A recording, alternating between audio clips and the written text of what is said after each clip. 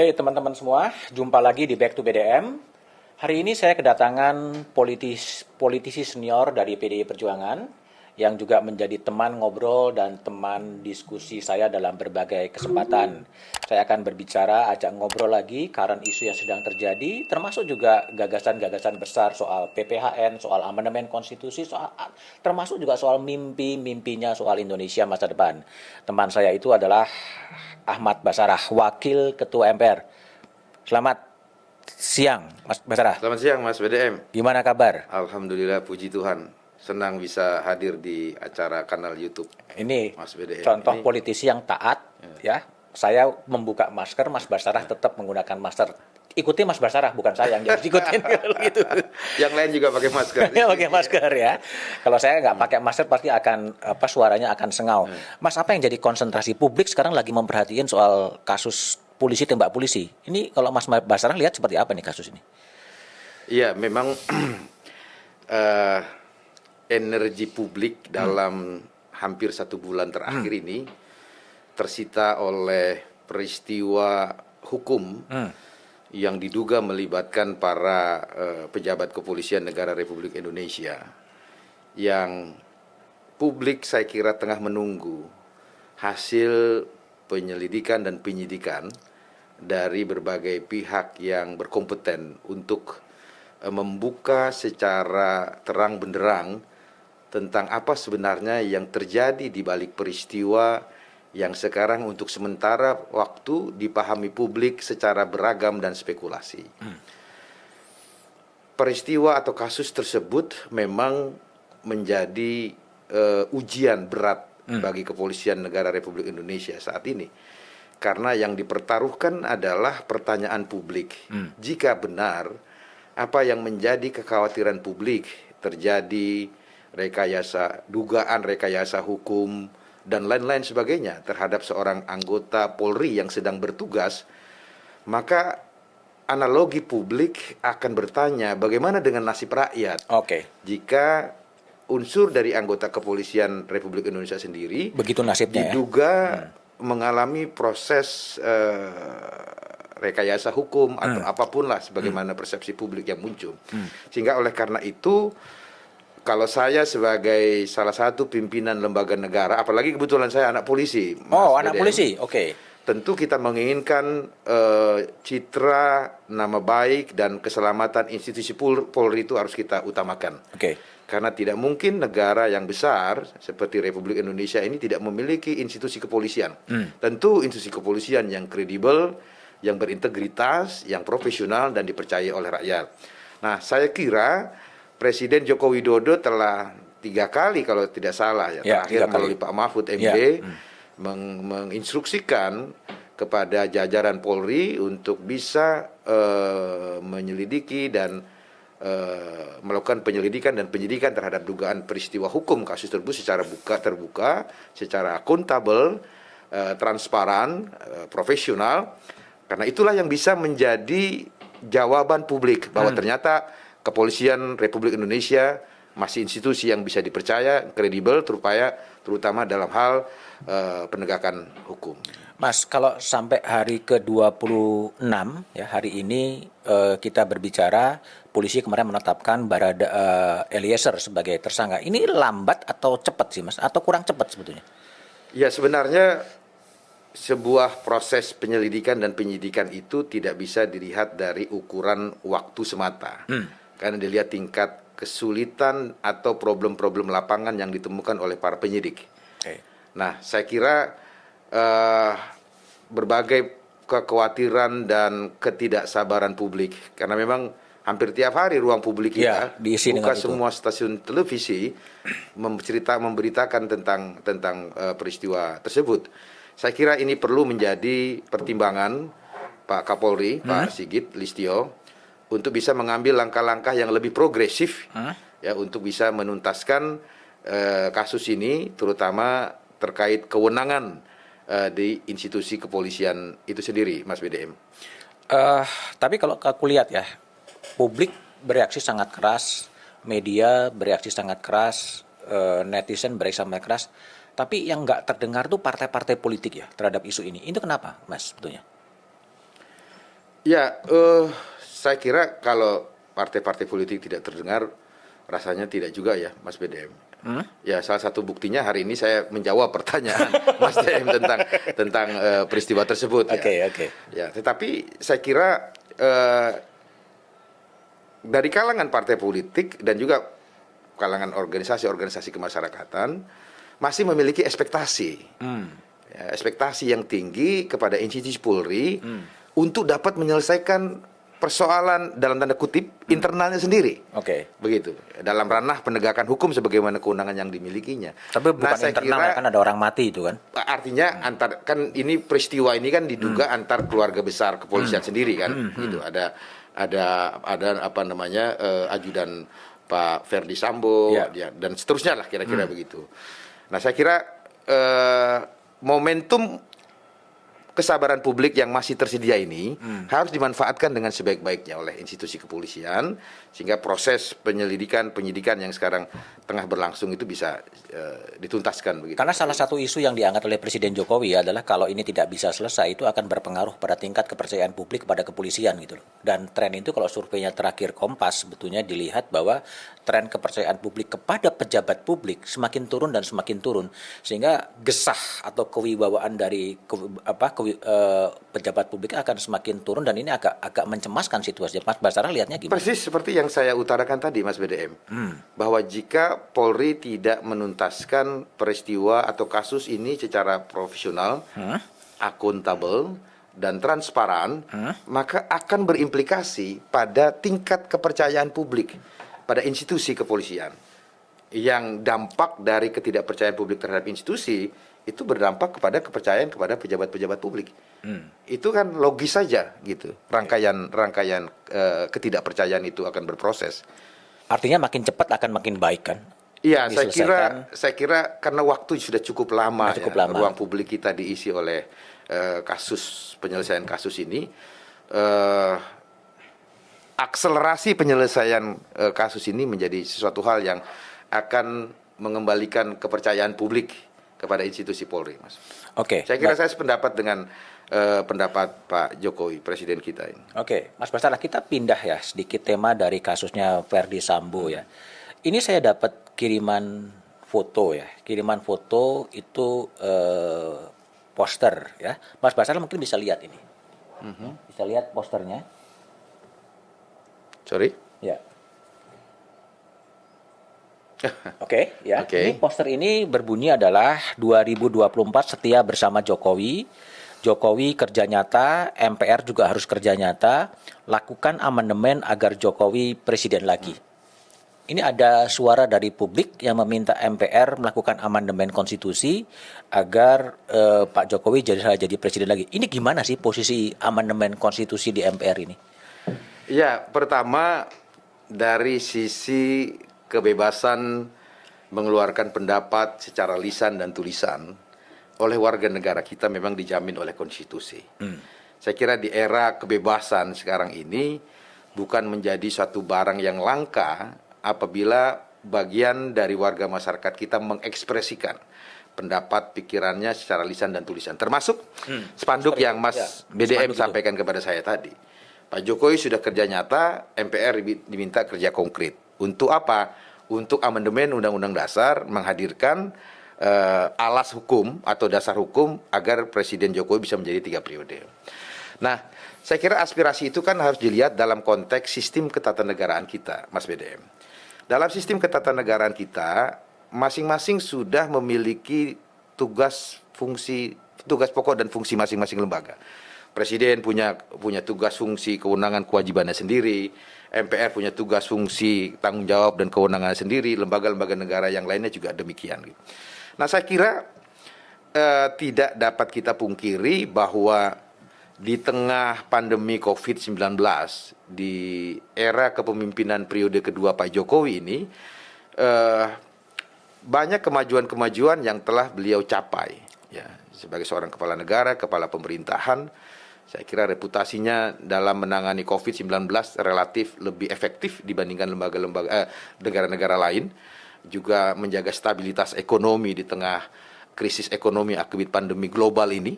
Dan banyak lagi saya kira yang tidak perlu saya uraikan satu persatu. Tetapi hal itu tidak menjadi alasan bagi siapapun untuk menjustifikasi bahwa oleh karena prestasi-prestasi pembangunan itu, maka masa jabatan priorisasi presiden itu harus dirubah. Oke. Karena pada saat MPR mengamandemen Undang-Undang Dasar pada tahun 1999 sampai dengan tahun 2002 yang lalu, masa jabatan presiden dari Undang-Undang Dasar sebelum perubahan yang unlimited waktunya itu, yang tidak terbatas waktunya itu, dirubah dalam kesempatan perubahan pertama, yaitu tahun 2000 ketika proses perubahan itu dilakukan, Mas BDM. Nah, tentu dengan berbagai pertimbangan yang masak, mengapa masa jabatan presiden perlu dibatasi hanya untuk 2 periode kali 5 tahun. Salah satunya adalah karena kita telah bersepakat untuk menggunakan sistem demokrasi. Salah satu syarat dalam sistem demokrasi itu adalah terjaminnya sirkulasi kepemimpinan nasional. Nah, sirkulasi kepemimpinan nasional yang fixed term itu telah kita sepakati sebagai satu konsensus nasional. Maka ia bunyi ya di dalam pasal tentang masa jabatan presiden itu. Nah, oleh karena itu, kalau berbicara tentang kesinambungan pembangunan nasional, agar prestasi-prestasi yang dilakukan oleh satu era presiden seperti Presiden Jokowi ini, apalagi beliau meninggalkan salah satu legacy yang belum selesai, yaitu pindah ibu kota negara dari Jakarta ke Kalimantan Timur, maka cara untuk menjamin kontinuitas kesinambungan pembangunan itu bukan dengan menambah masa jabatan presiden. Tapi menyiapkan satu sistem pembangunan nasional yang memastikan terjadinya kontinuitas pembangunan nasional oleh satu presiden ke presiden berikutnya, atau oleh satu kepala daerah berikutnya. Dalam perspektif itulah PDI Perjuangan ya, melalui Rakernas tahun 2016 yang lalu, Mas BDM, melihat solusi agar terjadi kontinuitas pembangunan nasional ya, antara satu era kepemimpinan ke era yang lain, baik pada tingkat nasional oleh presiden, tingkat daerah oleh gubernur, bupati, dan wali kota, itu dengan memastikan bahwa sistem pembangunan nasional kita memiliki satu payung hukum yang kokoh, yang menjadi blueprint bagi siapapun, presiden, bupati, gubernur, dan wali kota, dalam menjalankan tugas pembangunan nasionalnya, dia berpegang teguh pada roadmap pembangunan nasional. Yang oleh siapa? Diputuskan oleh kehendak rakyat.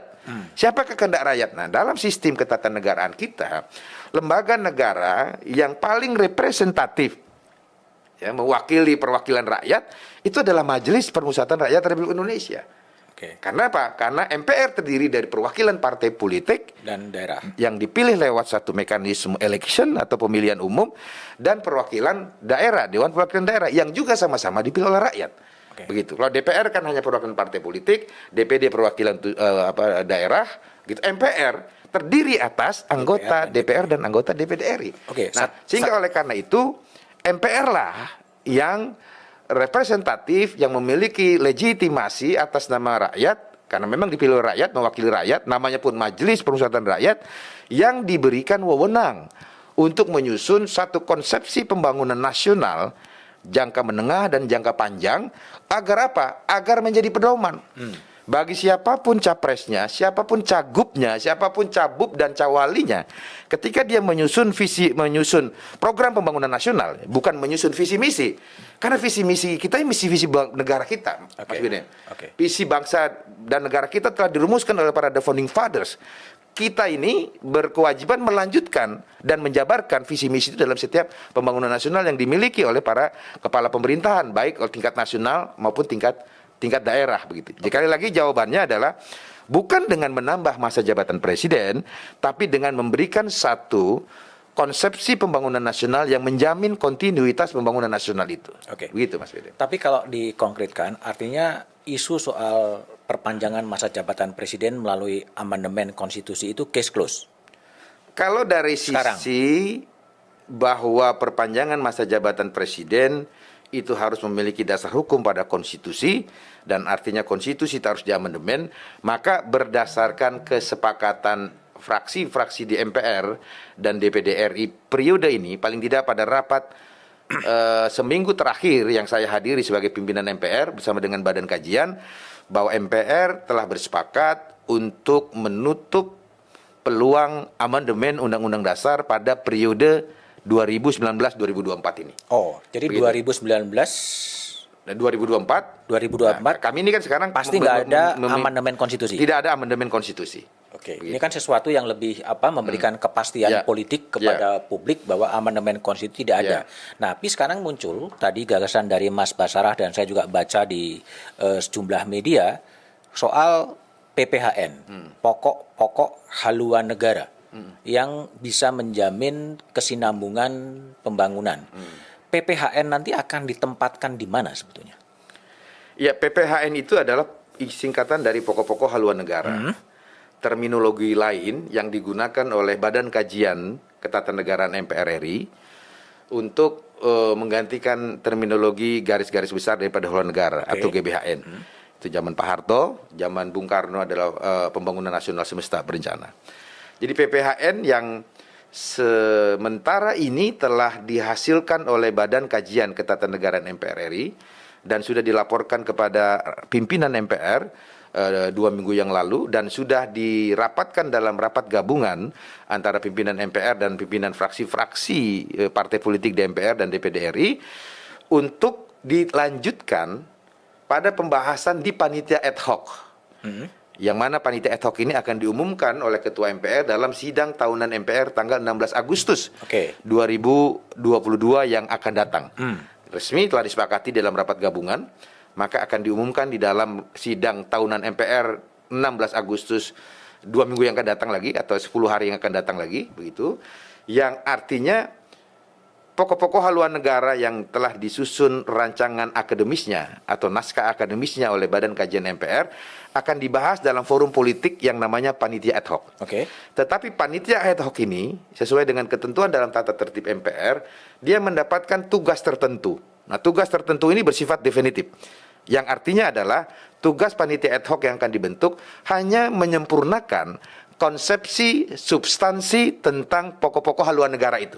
Tetapi tidak mengarah pada upaya untuk melakukan perubahan Undang-Undang Dasar 1945 pada periode ini. Jadi tidak perlu ada kekhawatiran publik bahwa dibentuknya panitia ad hoc yang akan diumumkan oleh Ketua MPR tanggal 16 Agustus 2022 yang akan datang tidak mengarah atau tidak diperuntukkan atau tidak dimandatkan untuk merubah Undang-Undang Dasar. Nah, panitia ad hoc ini hanya bertugas untuk mematangkan konsepsi-konsepsi pemikiran-pemikiran dalam pokok-pokok haluan negara itu yang materi akademisnya atau naskah akademisnya telah dibuat oleh Badan Kajian Ketatanegaraan MPR RI. Gitu, jadi panitia ad hoc MPR yang mengkaji soal draft PPHN itu akan berakhir kapan masa tugasnya? Ya, jadi panitia ad hoc ini tugasnya khusus, yaitu menyusun konsepsi tentang pokok-pokok haluan negara.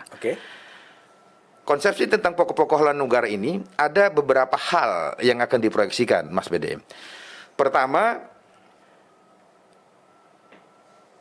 substansi PPHN itu tidak atau belum dapat dituangkan dalam sebuah ketetapan MPR yang bersifat regeling. Bersifat regeling ini artinya mengatur keluar. Karena MPR belum punya wewenang untuk membuat kembali TAP MPR yang bersifat regeling. Kewenangan kami hanya membuat ketetapan MPR atau keputusan MPR yang bersifat basiking ke dalam, begitu.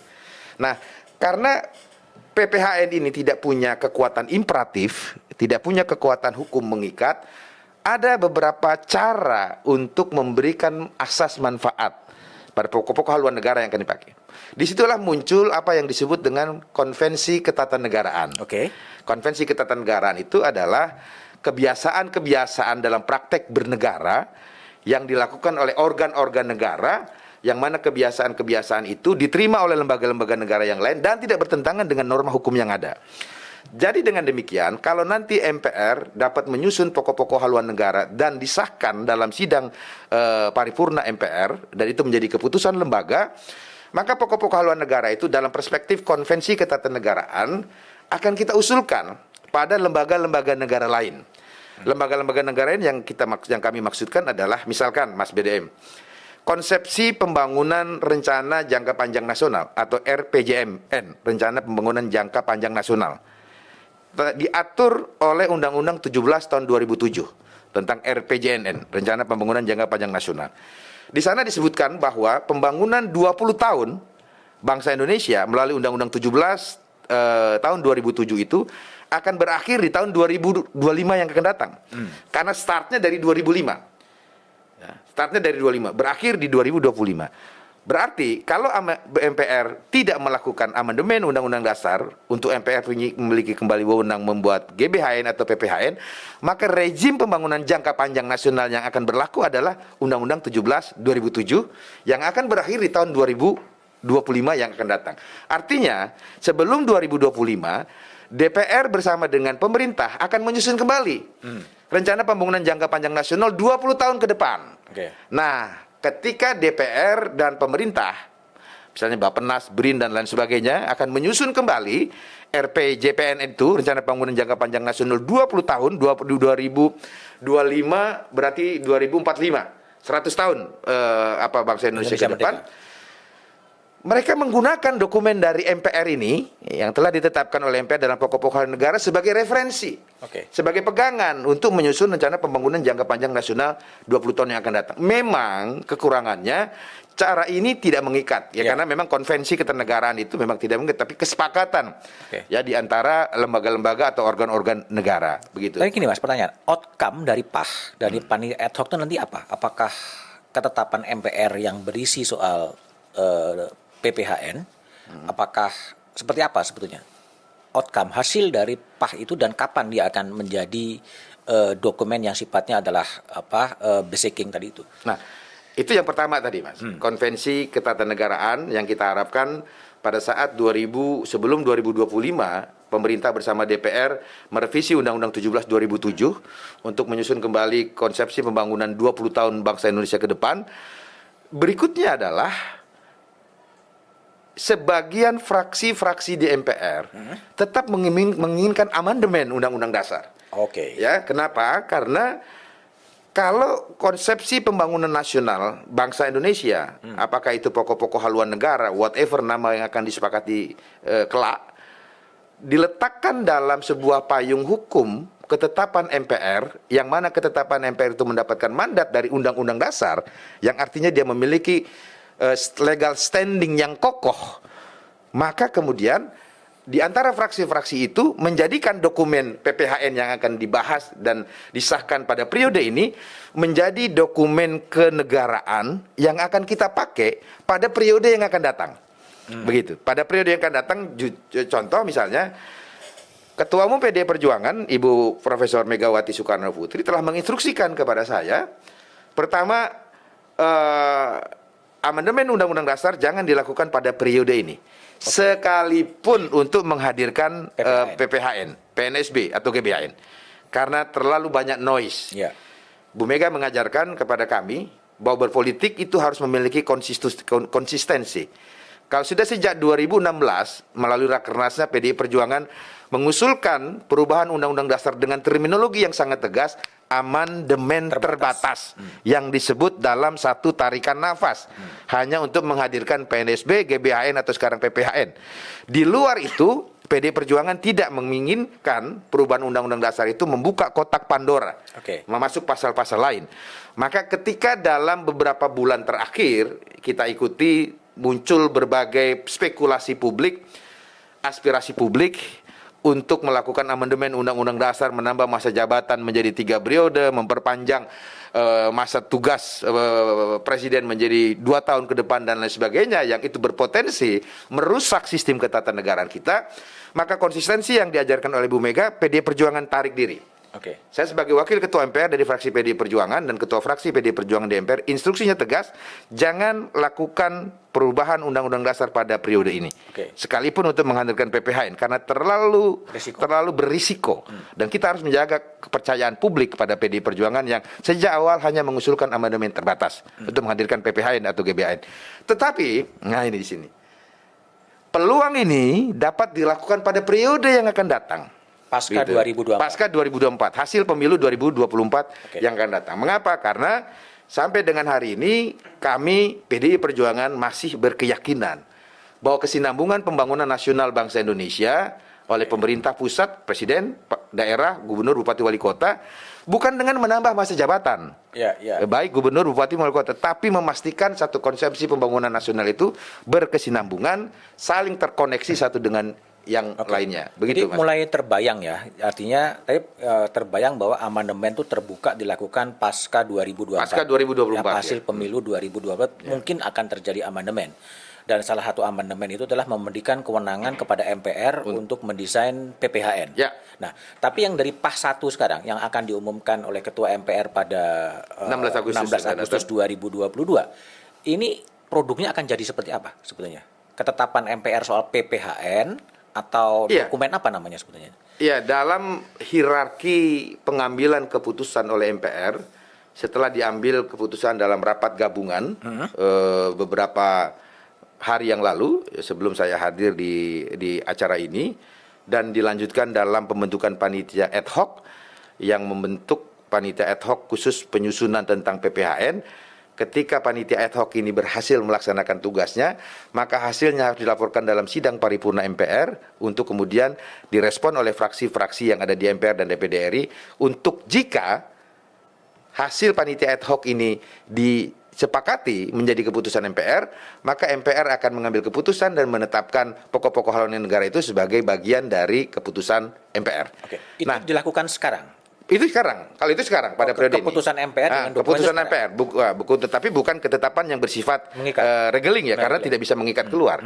Itu semacam bahan kajian lah, semacam dokumen kenegaraan yang dapat dipakai oleh pemerintah nanti pada saat merevisi Undang-Undang 17 2007 tentang rencana pembangunan jangka panjang nasional, atau menjadi dokumen kenegaraan bagi MPR periode berikutnya. Sehingga tidak perlu lagi menyusun konsepsi pembangunan nasional atau PPHN itu, ya tinggal lakukan aja proses amandemen. Carry over ya. Meskipun dalam sistem ketatanegaraan di MPR tidak ada sistem carry over, tetapi ini melalui dokumen kearifan lah. Dokumen kearifan dari MPR periode yang sekarang ini untuk MPR periode yang akan datang. Sehingga kalau MPR periode yang akan datang itu mau melakukan amandemen, dia tidak perlu mulai dari nol lagi, Mas BDM. Karena memang cerita menghadirkan kembali GBHN PPHN ini sejak era Pak Taufik Kemas kan, di 2009-2014 lalu, berlanjut di era Pak Zulkifli Hasan, sekarang ini berlanjut. Nah, kita ingin di periode setelah 2024 gagasan atau wacana menghadirkan kembali GBHN, PPHN, PNSB atau apapun namanya betul-betul dapat direalisasikan. Jadi kalau saya konstruksikan, Mas Basarah, koreksi saya kalau salah, dalam sidang tahunan MPR sekarang nanti kira-kira akan muncul rancangan keputusan MPR yang berisi adalah dokumen kearifan, dokumen kearifan soal PPHN. Itu akan berhenti di situ, dan kemudian hasil MPR hasil pemilu 14 Februari 2024 dan sidang itu memungkinkan kembali terbukanya amandemen konstitusi untuk mengadopsi dokumen negara ini. Iya, betul, tepat sekali. Nah, tapi pertanyaan kemudian gini, dokumen kearifan yang isinya adalah haluan negara 30 tahun atau 20 tahun atau 100 tahun, itu siapa yang buat? Posisi Majelis Permusyawaratan Rakyat Republik Indonesia di dalam menyusun pokok-pokok haluan negara, dia bersifat mengatur haluan pokok. Dia tidak mengatur hal yang sifatnya rigid gitu. Kenapa? Karena kan penjabarannya kalau kita lihat dari hierarki ketatanegaraan kita, Mas. Mulai dari kita sepakati Pancasila sebagai dasar dan ideologi negara, dia akan mengandung nilai-nilai filosofis. Undang-undang dasar Negara Republik Indonesia 45, dia mengandung hal-hal pokok yang bersifat hukum dasar, begitu, yang belum memberikan arah bagaimana cara melembagakannya. Maka diperlukan haluan negara, untuk menjadi direction bagaimana nilai-nilai filosofi Pancasila, kemudian juga nilai-nilai hukum yang bersifat pokok dari Undang-Undang Dasar itu dijabarkan. Maka kita memerlukan apa yang namanya haluan negara untuk menjabarkan menjadi arahan yang bersifat direktif ketika Pancasila itu ingin diimplementasikan dalam nilai-nilai pembangunan nasional bangsa Indonesia. Sehingga oleh karena itu MPR hanya memberikan guidance. Maka kita sebut pokok-pokok haluan negara. Siapa yang akan menjabarkan di dalam teknis konsepsi pembangunan nasional? Itu tidak bisa dilakukan oleh para politisi di MPR. tapi dilakukan oleh orang yang tepat. Siapa itu? Ya para teknokrat yang tergabung di BRIN, bergabung di Bappenas, dengan kata lain di pemerintah lah, karena memang pemerintah yang punya resources, ya punya resources untuk menyusun konsepsi pembangunan nasional secara teknokratis, begitu. Nah MPR nanti yang akan kemudian membahasnya dan kemudian melihat apakah ini atau konsepsi pembangunan nasional yang akan dijabarkan itu sesuai tidak dengan tujuan bernegara kita, ya, yang termaktub di dalam pembukaan Undang-Undang Dasar Negara Republik Indonesia tahun 1945. Begitu, Mas. Dokumen kearifan, ya, dokumen kearifan atau apapun namanya. Semacam dokumen ya, kearifan, ya, itu istilah saya. Semacam dokumen kearifan atau draft PPHN atau draft apapun itu sesuatu yang bisa diakses publik. Oh, of course, tentu. Karena rekomendasi Badan Kajian Ketatanegaraan yang sekarang atau belum lama ini diberikan oleh pimpinan Badan Kajian ke pimpinan MPR pun itu kan berada di ruang publik. Karena hasil serap aspirasi, Mas Beden. Hasil serap aspirasi oleh Badan Kajian ini ke berbagai segmen-segmen masyarakat. Mulai dari perguruan tinggi, organisasi kemasyarakatan, dan lain sebagainya. Jadi dokumen oleh Badan Kajian itu bukan suatu dokumen yang dikarang-karang sendiri oleh Badan Kajian. Tapi hasil serap aspirasi berbulan-bulan, bahkan bertahun-tahun sejak periode almarhum Pak Taufik Kemas menjadi Ketua MPR dulu.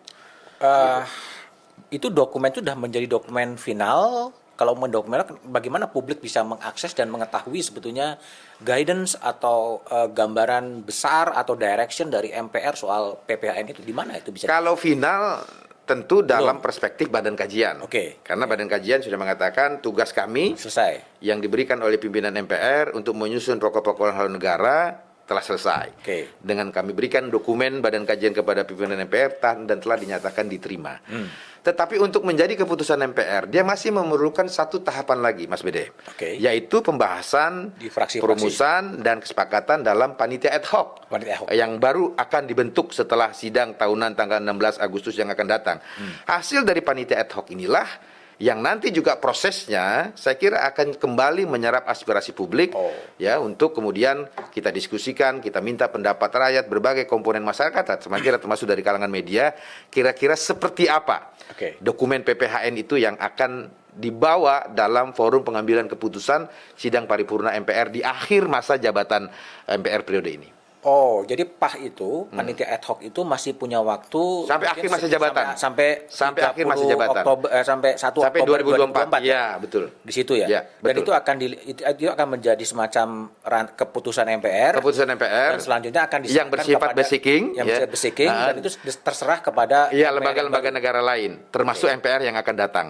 Begitu. Dan itu yang akan menjamin kesinambungan dari program pembangunan jangka panjangnya Indonesia sampai 2045. Ya, guidance. Tentu. Situ kita harapkan dokumen itu menjadi guidance lah. Sekalipun belum ada payung hukum yang mengikat terhadap konsep PPHN ini, kita harapkan ada kesadaran para penyelenggara negara yang lain atau pimpinan dari organ-organ negara yang lain, terutama yang bersifat atau bersumber kewenangannya dari Undang-Undang Dasar. Kita sering sebut constitutional body, seperti DPR, MPR, DPD, Presiden, BPK, MA, MK, Komisi Yudisial, misalnya. Itu kan lembaga-lembaga negara yang disebut dalam Undang-Undang Dasar kita, constitutional body. Nah, lembaga-lembaga negara ini kita harapkan punya kesepakatan menjadikan dokumen yang dibuat oleh MPR ini sebagai dokumen untuk menyusun konsepsi pembangunan nasional jangka panjang bangsa Indonesia, terutama yang jangka waktu dekat adalah revisi Undang-Undang 17 2007 tentang rencana pembangunan jangka panjang nasional yang akan berakhir di 2025 yang akan datang, Mas Bede. Seandainya kemudian PPHN itu jadi menjadi apakah itu TAP MPR atau kemudian katakanlah ya TAP MPR atau apapun itu, lalu relasi antara presiden terpilih yang dipilih secara demokratis dengan PPHN itu seperti apa nanti? Sebelum menjawab itu, Mas BDM, saya mau memberikan sedikit ilustrasi. Menurut saya ada keputusan yang kurang pas pada saat MPR periode 99-2002 mengamandemen Undang-Undang Dasar. Merubah sistem pemilihan presiden dari dipilih oleh MPR menjadi dipilih oleh rakyat, yang kemudian serta-merta mencabut wewenang MPR untuk menyusun GBHN. menurut pendapat saya keputusan itu oversimplistis. Terlalu menyederhanakan soal. Kenapa? Karena perubahan pemilihan presiden dari pemilihan di MPR, perwakilan di MPR menjadi pemilihan langsung oleh rakyat adalah cara memilih pemimpin kita. Yang itu di dalam sebuah negara demokratis menjadi salah satu indikator. Pemimpinnya dipilih dengan cara demokratis. Periode yang lalu dipilih MPR, selanjutnya dipilih oleh rakyat. Tetapi Undang-Undang Dasar kita tidak mengatur mandat bagaimana seorang pemimpin yang terpilih itu menjalankan konsepsi pembangunan nasional bangsa Indonesia. Yang dalam konsepsi Pancasila sebagai satu ideologi gotong royong, mestinya konsepsi pembangunan nasional bangsa Indonesia itu dirumuskan oleh rakyat. Melalui siapa? Melalui lembaga perwakilan. Lembaga perwakilan yang paling representatif, ya menurut pembentuk negara, pembentuk MPR, ya pembentuk negara adalah MPR. Mengapa? Karena MPR terdiri dari perwakilan partai politik dan perwakilan daerah. Yang di periode yang lalu ada utusan golongan, Mas. Inilah representasi. Nah, harusnya konsepsi tentang pembangunan nasional bangsa Indonesia ini disusun oleh lembaga ini. Dan dia satu hal yang terpisah gitu. Artinya yang saya katakan, kalau sekarang MPR menyusun kembali tentang PPHN atau GBHN, itu tidak berarti kita harus merubah cara pemilihan presiden kembali menjadi dipilih oleh MPR. Karena itu dua urusan yang berbeda. Begitu Mas Bede. Artinya pemilihan presiden tetap dilangsungkan secara langsung dipilih oleh rakyat. Lalu kemudian MPR memberikan guidance soal PPHN, PPHN, dan itu yang harus dilaksanakan oleh presiden. Mulai sejak calon presiden, Mas. Sejak calon presiden. Kan sekarang ini kan rancu. Calon presiden, calon gubernur, calon bupati, calon wali kota membentuk visi misi sendiri. Visi berbangsa kita ini udah dirumuskan oleh para the founding fathers, the founding mothers. Para pemimpin kita yang cuma 10 tahun kali 2 periode kali 5 tahun ini, dia menjabarkan melalui program-program pembangunan. Visinya visi negara. Sehingga siapapun capresnya, siapapun gubernur, bupatinya, dia tidak boleh membawa visi perseorangan, apalagi kelompoknya, Mas Bede. Dia harus menjabarkan visi negara sejak kita merdeka itu ini. Dokumennya termaktub di dalam pembukaan Undang-Undang Dasar 1945. Itu visi kita berbangsa dan bernegara kita, termasuk misinya. Nah, para calon presiden, calon wakil presiden, calon bupati, gubernur, wali kota, ketika mereka akan maju dalam kontestasi pemilihan presiden ataupun kepala daerah, program yang dibuat itu bukan visi misi, Mas. Dokumen yang dibuat itu bukan visi misi, tapi program pembangunan nasional apa yang ia tawarkan. Dan dia harus berpedoman pada roadmap pembangunan nasional yang telah dirumuskan oleh Majelis Permusyawaratan Rakyat Republik Indonesia. Jadi dengan demikian, Mas BDM, siapapun capresnya, siapapun gubernur, bupati, wali kotanya, hati kita ini sebagai bangsa Indonesia nggak perlu deg-degan. Wah, kita mikir jika presiden si A, kira-kira gimana ya konsepsi ideologinya, penjabarannya bagaimana, kehidupan demokrasi kita akan gimana, kehidupan beragama kita bagaimana, kehidupan berketuhanan kita bagaimana. Tapi kalau dia sudah ada roadmap yang harus dipatuhi oleh siapapun presiden, gubernur, bupati, dan wali kota, ya setiap pemilu itu sekedar ganti orang. Tidak perlu ada kekhawatiran paradigma ideologi bangsa berubah, paradigma pembangunan akan berubah, dan lain sebagainya. Begitu, Mas. Itu menempatkan presiden sebagai seperti chief executive officer ya? Ya, bisa saja itu istilah yang digunakan. Tetapi yang pasti, dia tidak membawa visi misi perseorangan. Kan bisa. Mas BDM tahu sendiri. Siapa sih pembuat visi misi para calon kepala daerah? Kan para konsultan politik. Yang mana konsultan politik itu orientasinya kliennya menang. Sehingga visi misi dan program yang dibuat itu memikirkan bagaimana menang, bukan bagaimana membangun bangsa. Gitu. Nah, ini menjadi sangat riskan ketika konsepsi pembangunan nasional kita yang beralaskan sistem gotong royong dirubah menjadi sistem perseorangan bersandarkan pada visi misi capres. Yang ketika dia menang, ini menjadi RPJMN, Mas BDM. Rencana Pembangunan Jangka Menengah Nasional 5 tahun. Itu sesuai dengan ketentuan Undang-Undang 25/2004 tentang Sistem Perencanaan Pembangunan Nasional. Rezim yang menggantikan konsep GBHN itu, Mas. Sama, Bupati, Gubernur, Wali Kota juga demikian. Yang ketika menang, visi misi dan program yang dibuat, dia menjadi RPJMD. Rencana Pembangunan Jangka Menengah Daerah 5 tahun. Walhasil, setiap presiden, gubernur, bupati, wali kota, dia menjalankan konsepsi pembangunannya sesuai dengan visi misi dan program yang dibuatnya. Maka tidak heranlah misalnya di era Pak SBY merancang pembangunan Selat Sunda. Ketika Pak SBY berhenti, Pak Jokowi mengatakan itu kan programnya Pak SBY, gitu ya, nggak mau lanjutkan, berhenti. Rencana membangun Selat Sunda. Kemudian Pak Jokowi sekarang membuat konsep pembangunan pindah ibu kota ke IKN. Kalau kemudian nanti presiden berikutnya mengatakan, itu kan konsepnya Pak Jokowi, saya tidak melanjutkan. Salah nggak presiden berikutnya? Tidak. Tidak. Begitu. Kalau ada undang-undang itu kan objek legislative review. DPR merubah selesai. Dan undang-undang itu objek judicial review di Mahkamah Konstitusi. MK membatalkan selesai, Mas. Itu kelemahan-kelemahan sistem perencanaan pembangunan nasional rezim Undang-Undang 25 2004 sekarang ini, Mas Bede. Tapi gini, Mas Basarah, kalau seandainya nanti ketemu presiden yang kemudian dengan kekuatan yang begitu besar, kemudian dia mengambil kebijakan-kebijakan yang menyimpang dari direction yang dibikin oleh PPHN, apa yang akan dilakukan? Ya, itu menyangkut mekanisme kekuatan imperatif, Mas. Ada beberapa konsep yang sudah dibuat oleh Badan Kajian. Salah satunya adalah menolak usulan RAPBN. Ya. Ketika ada rancangan pembangunan nasional, ini kok nggak sesuai dengan roadmap pembangunan nasional, Anda kenapa buat ini? Ini bertentangan dengan visi berbangsa bernegara kita. Ini bertentangan dengan tujuan mensejahterakan rakyat kita. Nah, mekanisme itulah yang nanti akan kita uji publikan. Tapi sementara yang direkomendasikan oleh Badan Kajian, karena ada pengawasan di DPR, maka ketika pemerintah yang setiap tahun menyusun RAPBN itu sebagai anggaran untuk pembangunan nasionalnya, rencana anggaran pendapatan belanja negara, ketika terdapat agenda-agenda atau rencana-rencana pembangunan yang tidak sesuai dengan roadmap pembangunan nasional, itu DPR menggunakan hak kontrolnya. Oke. Begitu. Oke. Jadi kontrolnya berada di DPR. Kontrolnya berada di DPR. Kenapa? Karena kita tidak ingin menjadikan presiden itu mandataris MPR seperti di era yang lalu. Kalau tidak menjalankan tap MPR bisa dilakukan impeachment. Nah, kita tidak ingin mengarah ke sana. Oleh karena itu harus dicari cara agar konsepsi pembangunan pokok-pokok haluan PPHN itu dapat dilaksanakan dengan konsisten oleh kepala negara, oleh presiden dan kepala daerah. Memang harus ada kekuatan apa yang quote-unquote memaksa agar tidak keluar dari roadmap pembangunan nasional. Nah, yang sementara dibahas, dirumuskan oleh Badan Kajian itu adalah kontrol itu serahkan ke DPR.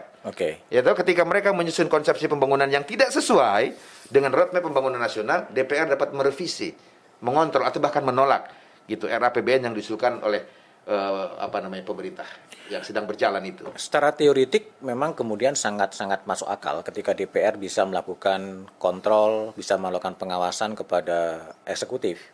Tapi ketika kemudian kekuatan politik itu sepenuhnya berada dalam satu dengan kekuasaan dengan pemerintah, kontrol itu kemudian menjadi hilang ya. Oleh karena itu partisipasi publik harus dibuka seluas-luasnya. Itulah gunanya sistem demokrasi kita, membuat partisipasi publik itu bekerja dengan efektif, media bekerja dengan efektif, civil society bekerja dengan efektif. Dan ini sistem negara gotong royong. Pengambilan kebijakan, seringkali Mas BDM, saya kira 4 periode saya jadi anggota DPR, hampir semua proses pembentukan peraturan perundang-undangan di tingkat kami undang-undang itu selalu melibatkan partisipasi publik. Nah, pertanyaannya adalah publik mau aktif atau tidak. Nah, saya kira di situ salah satu tugas pers ya, untuk membuat bagaimana civil society ini dirangsang untuk terus menjalankan fungsi-fungsi kontrol sosialnya, kontrol politiknya dengan efektif kepada seluruh organ negara. Ketika mereka sedang menjalankan tugas dan fungsinya masing-masing, termasuk di dalam membuat peraturan perundang-undangan gitu. Meskipun pada saat sekarang civil society dihadapkan pada sebuah kelelahan yang luar biasa dan kemudian pada posisi malaslah, terserahlah, wong tidak pernah didengar juga. Dari tercermin dari berbagai survei yang mengatakan ada suasana ketakutan bagi civil society untuk bersuara. Mas Basarah meresponnya gimana? Mencintai bangsa dan negara tentu janganlah kita ukur dengan ukuran-ukuran tertentu. Artinya begini, menyelamatkan bangsa dan negara ini adalah menyelamatkan anak cucu kita. Hancurnya bangsa itu akan menghancurkan unsur-unsur yang ada di dalamnya, termasuk keluarga. Artinya kalau kita tidak berpikir bagaimana membuat bangsa ini menjadi baik, kita tidak memikir tentang generasi kita. Sehingga oleh karena itu menurut saya, dalam hal kita mengawal, menjaga bangsa dan negara ini, jangan pernah ada kata letih. Jangan pernah ada kata lelah. Perjuangan tiada akhir. Nah, kita berjuang dengan cara kita masing-masing dan pilihan kita masing-masing.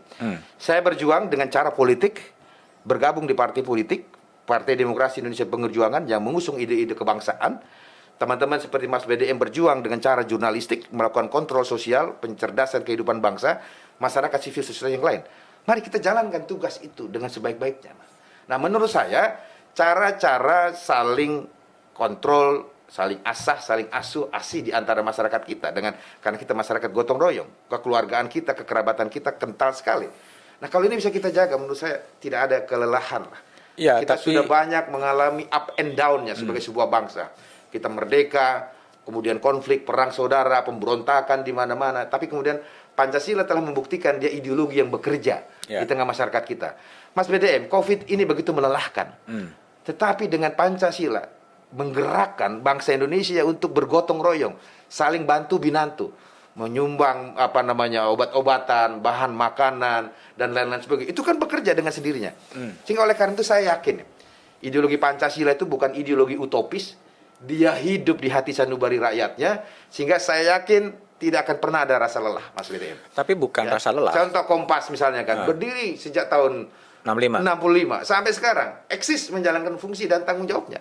Itu artinya teman-teman di Kompas Group ini tidak pernah merasa lelah mengontrol bangsa ini untuk tetap pada relnya. Saya yakin civil society yang lain, unsur-unsur civil society yang lain juga punya semangat yang sama seperti teman-teman di Kompas Group ini, Mas. Kembali lagi, kalau kita lihat berbagai survei yang merekam soal kebebasan berekspresi, kebebasan berpendapat, sekarang ada tren bahwa bangsa ini masuk kepada Republic of Fear, Republik Ketakutan. Gitu. Aktivis-aktivis juga kemudian, ya sudahlah, ngapain bicara resikonya, WA diretas, di doxing, entah siapa yang melakukan itu, sehingga menimbulkan kecemasan-kecemasan, sehingga menimbulkan bukan hanya pada fatigue, tetapi pada sebuah situasi yang takut, akhirnya udah terserah aja lah, sehingga menjadi apatis terhadap situasi itu, gitu. Sehingga mengharapkan civil society kemudian berkembang, sejauh yang saya tangkap dari berbagai orang, itu menjadi dalam posisi yang sangat-sangat tidak mudah sekarang ini. Mas Basarah melihat gimana, meskipun dianjurkan untuk tidak letih untuk terus bersuara? Jangan-jangan ketakutan itu karena over ekspektasi terhadap kebebasan. Coba mari kita refleksikan ya, pada pertanyaan-pertanyaan yang bersifat kritik, otokritik kepada kita.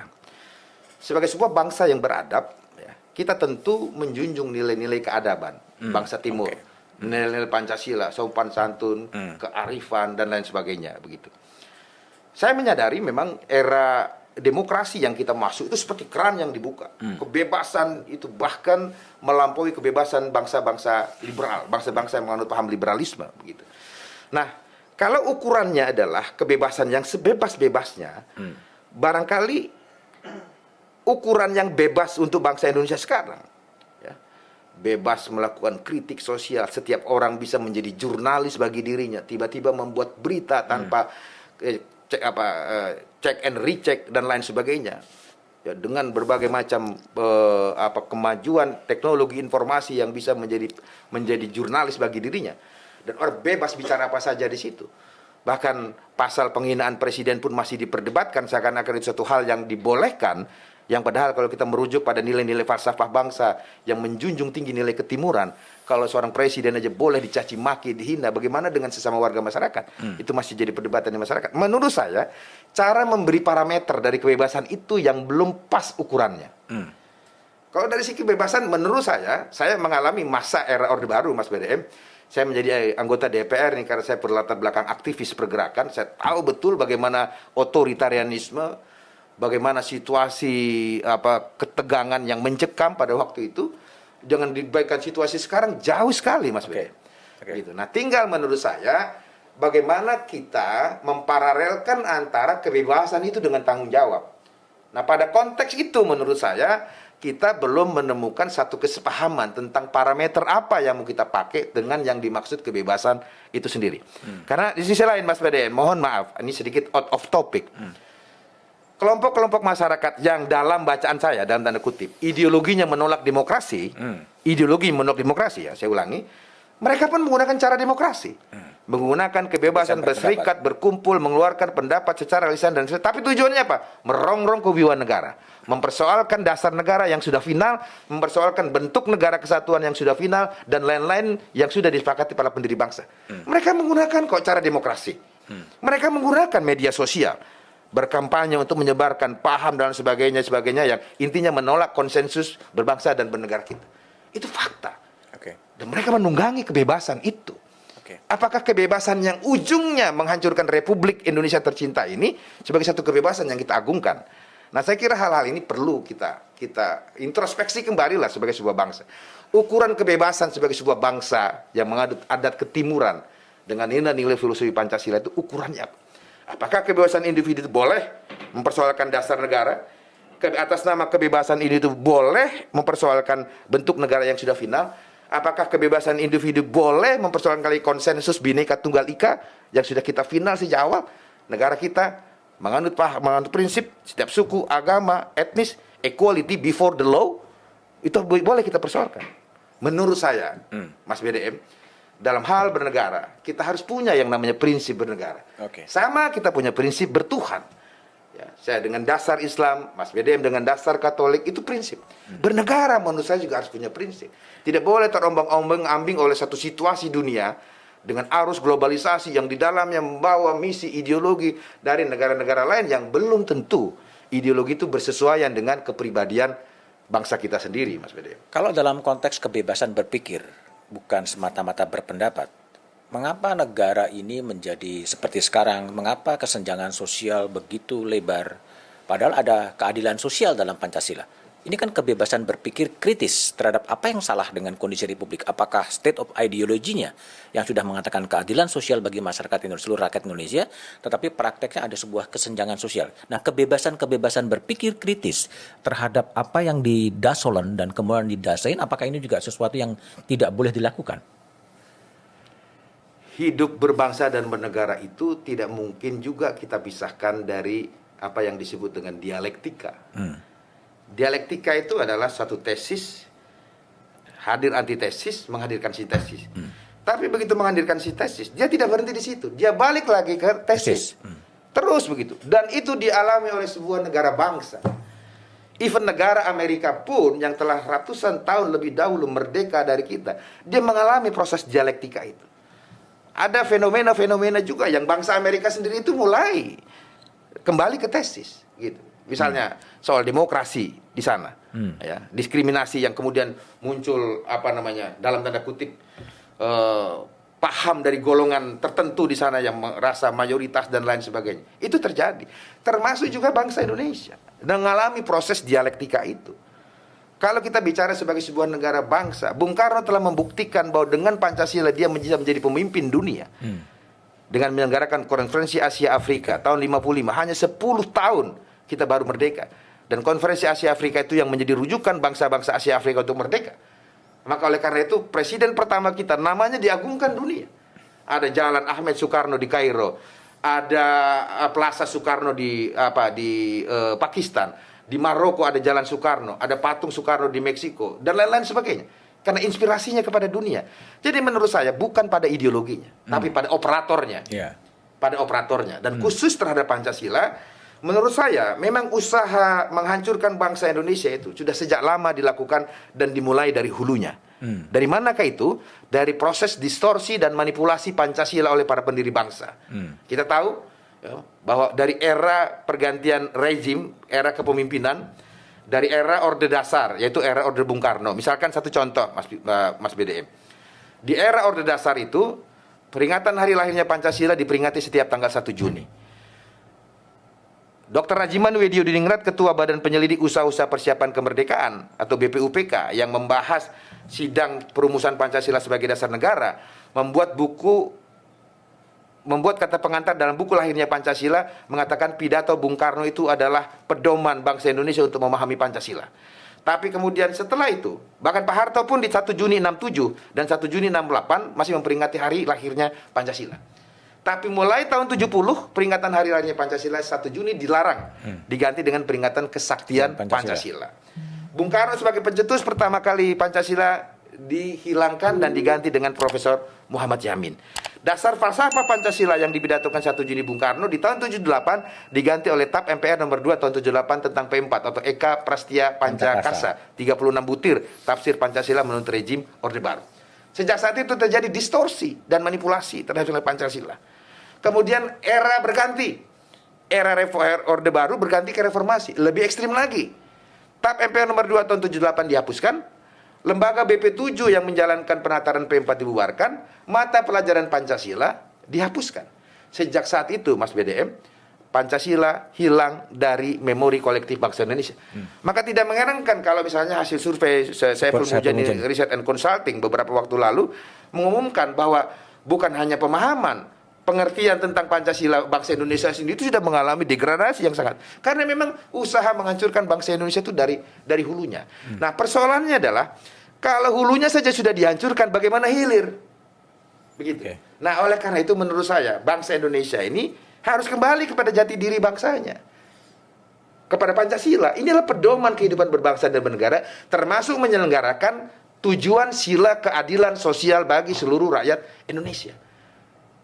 Ini akibat ya dari sebuah sebab penghancuran bangsa Indonesia dari hulunya, Mas BDM. Oke, jadi problemnya adalah kepada pelaksanaan. Pada pelaksanaannya, bukan pada ideologinya, bukan pada ideologinya. Nah, itu bukan pada Pancasilanya. Bukan pada Pancasila, tapi pada pelaksanaannya ke arah. Tapi itu gimana menjembatani antara ideologinya yang ketuhanan yang Maha Esa, kemudian kemanusiaan yang adil dan beradab, persatuan Indonesia, musyawarah dan keadilan dengan implementasi kalau menurut Buya Syafi'i Ma'arif, sila yang paling menjadi yatim piatu adalah sila keadilan sosial bagi seluruh rakyat Indonesia sebetulnya. Nah, ini gimana akan dicoba di matchkan antara praktek implementasi dengan nilai-nilai yang ada dalam Pancasila itu sendiri? Menurut saya, Pancasila dapat menjadi walking ideologi atau ideologi yang bekerja di tengah masyarakatnya dan hingga dia menjadi living ideology, ideologi yang hidup. Dia harus punya 3 syarat, Mas. Syarat pertama, bangsa Indonesia harus punya belief, punya keyakinan kepada nilai-nilai Pancasila itu. Karena Pancasila ini disepakati ketika bangsa ini merdeka. Sehingga siapapun warga negara Indonesia, dia harus menerima Pancasila karena dasar negara Indonesia merdeka ini adalah Pancasila. Dia ibarat dua keping mata uang antara negara proklamasi dan Pancasila. Negara proklamasi itu ya dasarnya Pancasila. Pancasila itu dasarnya negara proklamasi. Nah, kalau ada bangsa kita saat ini tidak menerima Pancasila, dia mengingkari negara proklamasi itu sendiri. Namun demikian, karena setiap zaman berganti era, berganti generasi, Pancasila tidak given, tidak taken for granted. Dia menjadi walking ideologi, apalagi menjadi living ideologi. Sehingga oleh karena itu dia harus memenuhi 3 syarat. Syarat pertama, setiap bangsa Indonesia itu harus punya keyakinan, punya belief. Bahasa saya mungkin lebih ekstrim lagi, punya keimanan politik. Bahwa nilai-nilai Pancasila itu adalah seperangkat nilai yang memiliki kebenaran dan kita yakini kebenaran itu dapat mengantarkan bangsa Indonesia sampai pada tujuannya. Punya keyakinan itu, seperti kita bertuhan, beragama, punya keyakinan pada nilai ketuhanan kita masing-masing. Ini sifatnya hablum minallah, hubungan vertikal, ini hablum minannas, berbangsa dan bernegara. Punya keyakinan pada nilai-nilai Pancasila. Setelah punya keyakinan, kita harus memahami, Mas BDM. Untuk memahami nilai-nilai Pancasila tentu harus kita belajari. Oleh karena itu perlu pelembagaan kembali Pancasila. Mata pelajaran Pancasila harus masuk lagi sebagai mata pelajaran wajib. Kemudian juga seluruh aparatur sipil negara kita dan seluruh masyarakat kita ya harus kembali. Nah, disitulah saya kira fungsinya Badan Pembinaan Ideologi Pancasila. Karena nggak mungkin kemudian kita memahami menurut cara pandang kita masing-masing. Kita memahami Pancasila menurut para pembentuknya. Karena ini ideologi yang diwariskan oleh para pendiri bangsa. Bukan setiap orang menambah, mengurang, memahami Pancasila menurut seleranya masing-masing. Ini falsafah bangsa, bukan falsafah perseorangan. Kalau sudah 2 syarat ini diyakini kebenarannya, kita punya keimanan politik, lalu kemudian bila kita pahami secara bersama-sama, dia akan bekerja di tengah masyarakat kita. Diamalkan. Untuk diamalkan itu tidak bisa parsial. Memang kalau kita lihat dari konstruksi hukum di pembukaan Undang-Undang 45, penyebutan sila keadilan sosial, itu diawali dengan 1 kalimat serta untuk mewujudkan keadilan sosial bagi seluruh Indonesia. Yang artinya kalau kita pahami dari konstruksi filosofinya, keempat sila Pancasila yang lain, ketuhanan yang Maha Esa, kemanusiaan yang adil dan benar, sampai kerakyatan yang dipimpin oleh hikmat kebijaksanaan dan pusat perwakilan, tujuannya adalah untuk mewujudkan keadilan sosial bagi seluruh Indonesia. Sehingga pemahaman terhadap Pancasila itu tidak bisa parsial, sila per sila, Mas BD, menurut saya. Dan satu kesatuan konsepsi yang utuh, di mana satu sila dengan sila yang lain itu saling memiliki keterkaitan yang sangat kuat sekali. Begitu, Mas. Baik. Jadi artinya memang problem-problem kritik terhadap kondisi yang dibenturkan dengan ideologi Pancasila itu semata-mata pada problem implementasi kan? Pada problem implementasinya, Mas. Tetapi itu pun menjadi sangat logis kalau kita melihat dari sejarah perjalanan bangsa, memang bangsa Indonesia dihancurkan mulai dari hulunya, yaitu mulai dari Pancasila. Dibuat distorsi dan manipulasi, kemudian di era sekarang ini ada upaya untuk menghilangkan Pancasila. Yang walhasil, masuklah ideologi-ideologi transnasional, ya, dengan membawa sekian banyak nilai-nilai ideologi yang belum tentu sesuai dengan kepribadian bangsa Indonesia. Oke. Bagian-bagian yang terakhir, Mas Basarah, ini juga pertanyaan yang selalu saya sampaikan ke teman-teman ngobrol saya di Back to BDM gitu. Mas Basarah sudah 4 periode ya di DPR dan pernah menjadi aktivis dan sangat berpengalaman. Kira-kira apa sih sebetulnya akar dari akar masalah bangsa Indonesia? Kok kondisinya menurut sementara orang juga ya begini-begini aja. Apa sih akar problem yang menghambat kemajuan bangsa ini? Kalau saya merujuk pada Bung Karno, akar persoalan bangsa dan persoalan dunia ini adalah kapitalisme. Kapitalisme. Kapitalisme itu adalah satu paham. Ya, satu paham, satu hasrat, satu nafsu untuk berkuasa dan menguasai sektor-sektor ekonomi. Serakah ya? Ya. Kapitalisme itu bukan negara, bukan merujuk negara, bukan menuju satu negara, satu golongan, satu kelompok, atau satu badan. Dia bisa ada pada diri siapa saja, Mas. Termasuk pada setiap orang. Ketika dia memiliki jiwa untuk serakah. Memperkaya diri, dengan akhirnya menghalalkan segala cara, maka dia akan merusak sistem. Nah, menurut saya, tesis Bung Karno ini berlaku sampai sekarang. Jadi kalau era Bung Karno itu yang menyebut kapitalisme, kita menyebut era sekarang adalah neokapitalisme. Satu paham, satu keinginan untuk menguasai sektor-sektor ekonomi yang akhirnya menggunakan segala cara. Ketika kapitalisme ini bekerja, dia akan merusak sendi-sendi kehidupan berbangsa bernegara yang lain. Termasuk merusak sistem satu negara kita, yang dia bisa menguntungkan satu kekuatan kapital tersendiri. Kapitalisme itu bisa kapitalisme asing, dan juga bisa kapitalisme dalam negeri. Menurut saya, kapitalisme inilah yang merubah watak bangsa Indonesia menjadi pragmatis, menjadi oportunis, mementingkan diri sendiri, ingin memperkaya diri sendiri, sehingga akhirnya kemudian dia merusak tatanan sistem yang lain. Nah, saya kira penjabaran lebih lanjut memang kita harus uraikan, tapi menurut saya merujuk pada tesis Bung Karno, kolonialisme itu juga bermula dari kapitalisme. Liberalisme, individualisme melahirkan paham liberalisme, liberalisme melahirkan kapitalisme. Ujung dari kapitalisme itu adalah melakukan kolonialisme dan imperialisme. Yang dalam era sekarang itu disebut dengan neokapitalisme, neokolonialisme, dan neoimperialisme. Penjajahan dalam bentuk baru, Mas Bede. Oke. Itu soal akar. Tapi kalau pertanyaan saya adalah negara idaman, negara yang kemudian diidolakan. Seharusnya Indonesia tuh punya negara yang seperti A atau seperti B gitu. Kalau menurut Mas Basarah, negara mana sih sebenarnya yang cocok dan kalau bisa diperbandingkan dengan Indonesia ini negara yang memang cocok gitu, yang pas, yang menjadi idola dari seorang Ahmad Basarah. Ada nggak bayangan itu? Kalau menurut saya, tiada bangsa di dunia ini, Mas BDM, tiada bangsa di muka bumi ini yang cara perjuangannya sama. Oke. Negara-negara bangsa yang ada di muka bumi ini, dia punya cara perjuangan yang berbeda, cara tumbuh berbeda, cara berdiri negara itu berbeda, kebudayaan yang berbeda, dan nilai-nilai yang mereka gunakan berbeda-beda.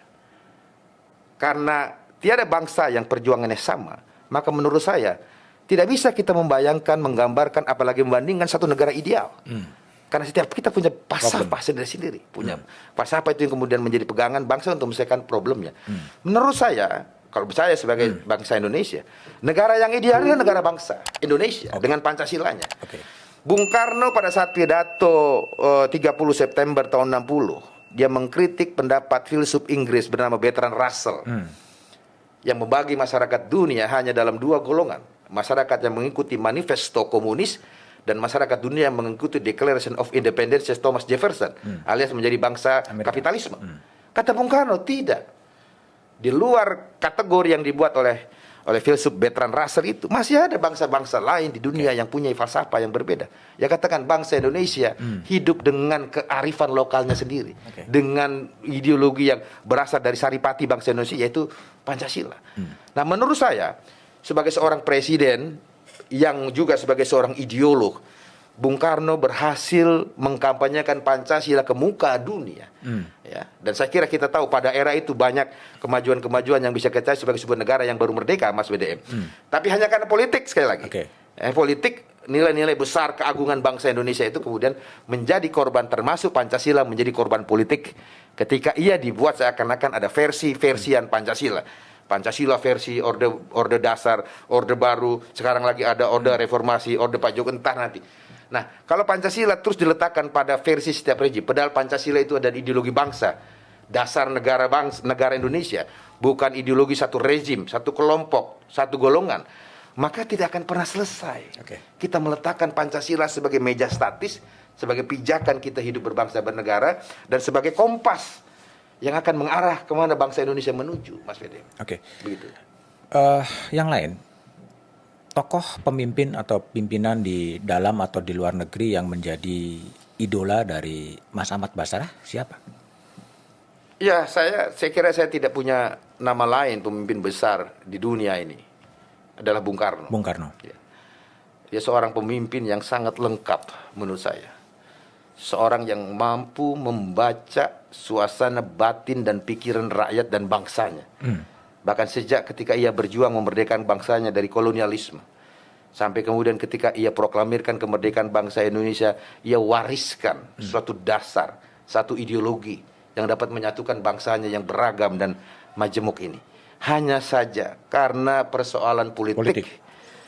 Pemikiran-pemikiran, ide-ide besar, ajaran-ajaran besar Bung Karno itu belum bisa menjadi satu living ideologi. Karena terjadi distorsi dan manipulasi oleh bangsanya sendiri. Ya, menurut saya ingin melanjutkan cita-cita besar Bung Karno itu. Maka kalau ada pertanyaan siapa pemimpin besar yang saya kagumi, Bung Karno. Ia adalah Bung Karno. Gitu. Kalau Indonesian Dream, mimpi Indonesia versi Mas Ahmad Basarah Indonesia 2045, itu akan jadi seperti apa bangsa ini yang diimpikan oleh seorang wakil ketua MPR Ahmad Basarah?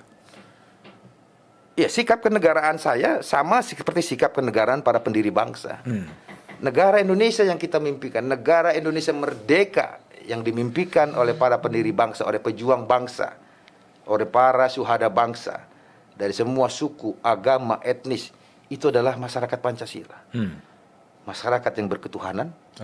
Berketuhanan itu dalam dimensi universal. Bukan ketuhanan dalam dimensi satu agama. Karena kita mengenal konsepsi ketuhanan sebelum agama-agama masuk ke Indonesia. Ya, ketuhanan universal. Kita percaya kepada Tuhan.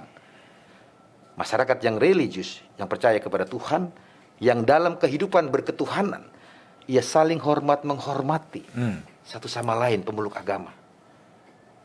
Tidak ada perasaan egoisme, apalagi mau mencaci maki agama yang lain.